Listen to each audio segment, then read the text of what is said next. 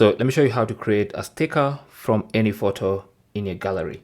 So go to your gallery and open up any photo. For instance, if it's this one, just long press on that picture, and then it's going to pick out the foreground of that picture, and then you can select add sticker, and that's going to add that as a sticker in your sticker collection on your iPhone.